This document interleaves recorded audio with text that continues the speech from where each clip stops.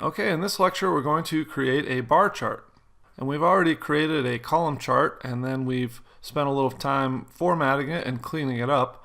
So we're going to use those skills that we just learned to create a bar chart. So we're going to make a chart that looks something like this.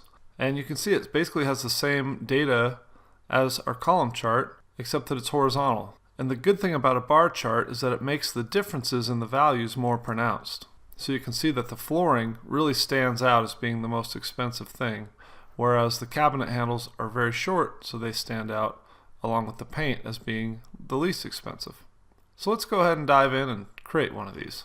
Of course, we start with our basic kitchen remodeling cost worksheet, and we're going to highlight the data that we want in our chart. And remember how we had highlighted this whole range and then I had to go into the select data and delete the quantity and the cost? Another thing you could do to avoid having to do that is just select the exact data that you want by selecting the first column and then holding down the control button and selecting the second column. That way we're just getting the data that we want and not getting the data that we don't want. Then of course we go to Insert and Charts, and we'll just use our recommended chart tool again, and you'll see it's going to recommend a bar chart. Because our data was a lot simpler for Excel to interpret, it was more easily able to come up with a relevant chart. So it's got this clustered bar chart, which is exactly what I wanted to show you. So we'll click OK, and there's our chart. And we'll just go in and modify this, change that, call this cost of rent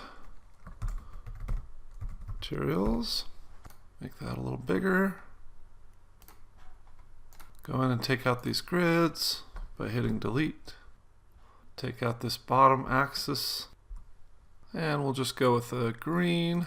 And remember, if we wanted to change this so that these are all different colors, we'd have to go in, select on these, right click, go to Format Data Series, go to Fill, and vary colors by point.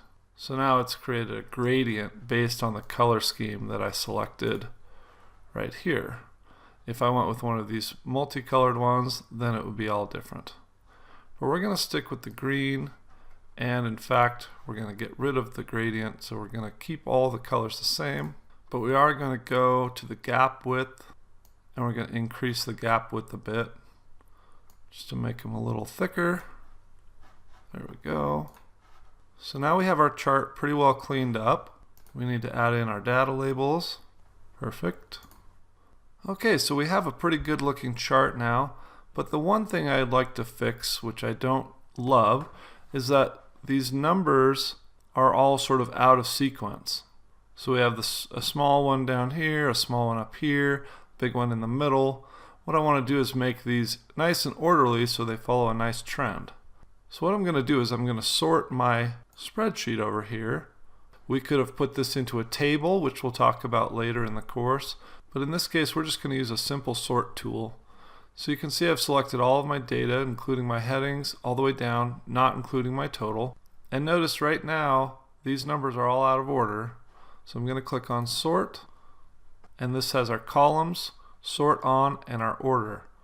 And notice also this says my data has headers. I leave that checked because you can see it's recognizing that the headers are not part of the data that's to be sorted.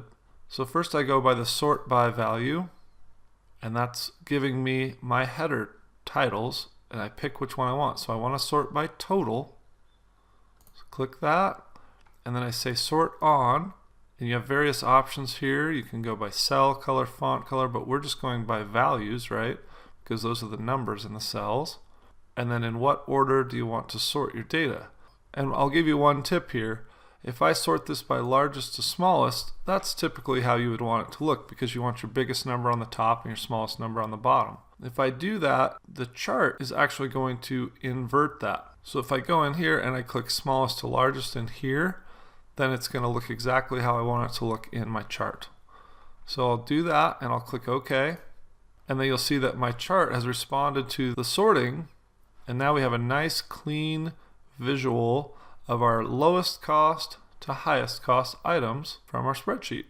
And one last thing we could do to add even more emphasis to this trend here is we could go back into this data series Click Format Data Series, go back to our fill, and go back to Vary Colors by Point, like we were doing before with our other chart, and click that. Now you'll notice that doesn't look awesome because the largest bar is the lightest, which is not what we want. So we'll get out of that and we'll go back to our colors. You can see right now I'm selected on this gradient from darkest to lightest, but if I scroll down a little bit more, it has the same colors but with a gradient from lightest to darkest. So we can select that one, and now we have an even stronger emphasis toward the most expensive material from our chart. So you could do that, or you could just leave it as a simple, clean bar chart. So that's how you create and format a bar chart.